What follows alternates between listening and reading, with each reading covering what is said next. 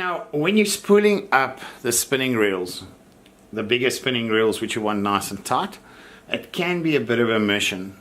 Okay, firstly you'll start by spooling one reel the wrong way around. In other words, you first put your top shot, the braid you're going to use, until you get to the level where you can see there's only a little bit of space left, and on there you'll put a bit of mono backing. The mono backing, and I'm talking about 50 meters, 0.55 or 0.58.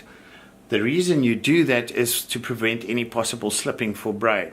Now there's a couple of knots I believe in and I've got confidence, but still these reels, like the DAIWA BG saltwater 8000 spinning reel I'm going to use for bigger fish, is specifically aimed to catch really big fish, and you don't want under that high pressure that the braid possibly spins or comes loose. So you have to do it wrong way around to see what actually can fit. So what I've done is, for instance, I start with 300 meters top shot, which is Cobra braid. It's an 8-strand, it's good for casting, it's more supple, and it doesn't make the noise your 4-strand braids would. And that's purely because of the supple, how soft it becomes when it's 8-strand. That it's 8 carriers instead of the 4 carriers of a 4-strand braid.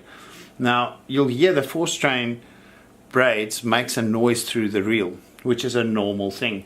So what I've done is that you first on the reel, on a similar reel, or the exact same reel in this case, because I want the spools and I want the exact amount of line on. So I'll spool first 300 meters 8-strand braid, then I'll back it up with a 4-strand, and that's to save cost, because it's almost, I won't say half the price, but it's close to, using a 4-strand as strong. And that you'll back up, say for instance in this case I've put 600 meters, so it's 300 plus 600. Then I've added a bit of extra braid because the spools came in 300, another 150, so we're on 1050 meters. And then I've added 50 meters of normal monofilament, which is 0.55 or 0.58, and then I reverse it back to the reel.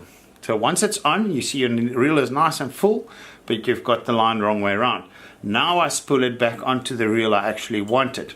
So your mono will go on first, then all your backing braid, and then your 300 meters top shot, which is 8-strand. And that's exactly what I'm doing here. Alright, now what I'm doing is I put that reel in a vise, and I put the drag fairly tight, because I want my braid on as tight as possible. And as tedious as what this is, you're going to do it once. Braid lasts for a very, very long time if you look after your equipment. That's the positive about braid compared to mono. Mono, you would change regularly. Sometimes, I mean, I used to change it after every trip, and sometimes 2 days into a trip. If your line hit bricks or anything like that and you don't feel confident about it anymore, take off your top shot, put new top shot, and I still do that on the fixed spool reels.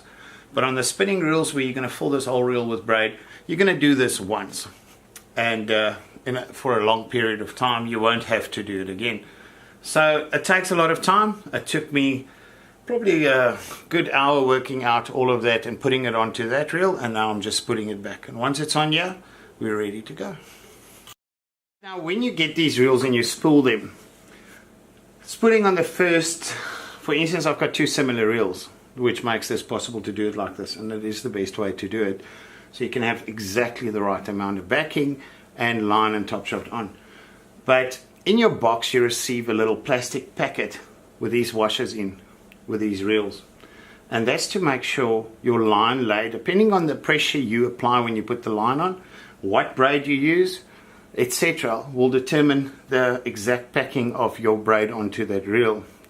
So your line lay gets determined by the products you use and the pressure you put it on.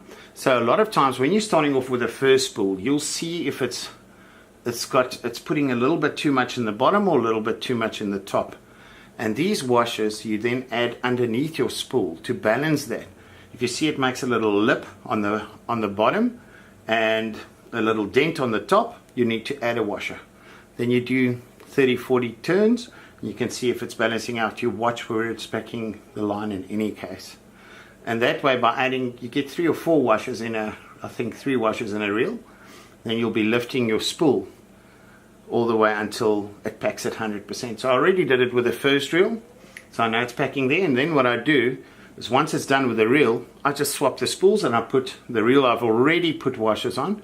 I put the empty spool on that and put the full spool on the other reel and then start reeling it back on.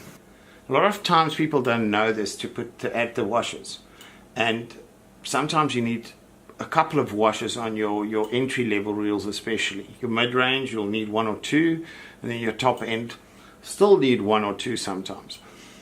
But if you don't know it, you'll see your line goes on like a cone, and people couldn't understand that, and then they immediately blame the reel or the product or the brand. It's normal that you have to add the washers to get the exact right line lay. Okay, I see we're pretty much to the end of the backing now, which means this is close to 700 meters. No, I'm lying, 800 meters of backing, and that was the gator braid, 48 pound. And before that, first on the spool, like I said, I had the 0.58 in this case, Kingfisher Giant Abrasion, and I put about 40 meters monofilament. On top of that, 750 meters, 48 pound gator 4-strand, and now the 8-strand Cobra braid will follow. As you can see, there it comes on. Now the knots I use to join the braid, it's a cat's paw. You can have a look on our channel. We've got a clip with a cat's paw under knots, but it's 2 bimini twists which you loop to loop 8 times and then put it nice and tight.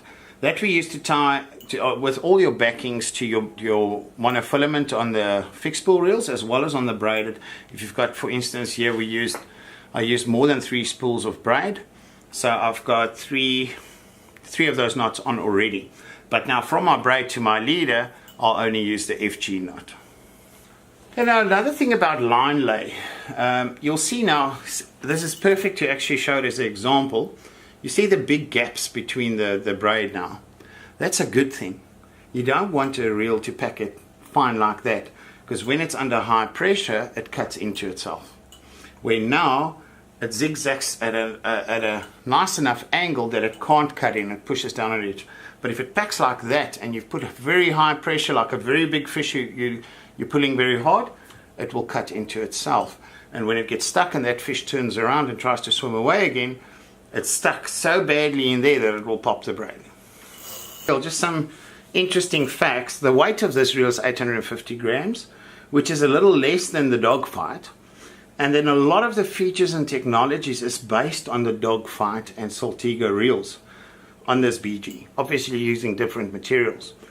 But there's some very good reviews on the BGs on the internet if you go and look for them. And then just the line retrieve is 1.35 meters per turn, which is a hell of a lot of line, which makes it nice and fast to get your baits back. Now just something worth mentioning, as the line gets less on the spool I've got in the vise, you have to release the drag a little bit because the drag actually gets tougher, and that applies to a very big fish just carrying on swimming. As your line gets less on your reel, the spool spins faster, so you have to release your drag a little bit on the reel that's getting empty. Okay, well there we go. 1.1 kilometer, 48 pound braid on my BG 8000. I've put 48 pound Cobra braid as a top shot, 300 meters, and then 750 meters gator braid, the 4-strand, and then 50 meters 0.58 monofilament, the Kingfisher Giant Abrasion. And that's just to ensure that this whole setup of braid on here won't slip. You use a bit of monofilament at the bottom. That also gives you a bit of stretch should a fish take you down to the spool. You've got a little bit of stretch to play with to maybe turn that fish still. There you've got a 5% chance if it's taken you there to actually still turn it. But yeah, the reason I use Cobra braid, well, I love this braid. It's really a nice braid, and not just from my mouth, but Johan Bekes, our champion long distance caster in South Africa, claims this braid to be the braid that casts the furthest out of any 50 pound braids on the market in South Africa. Now I kind of find the same. I haven't tested, meaning measured every cast, but you kind of get the same impression when you use this. So on my other reels I'm putting J braid. On this reel I still put the trusted Cobra braid I've used for many years, backed up with gator braid. And that's it. And all I'm going to do now, I'm not going to show the knot again. There's a couple of clips that's got the FG knot on, but I'll use a FG knot to, let me grab it, the Rhino, triple fish Rhino braid. That's what I'll be using as a leader. And this is 150 pounds. So I'll use the FG knot and put a full length leader, 8 meter leader, onto the rod for casting.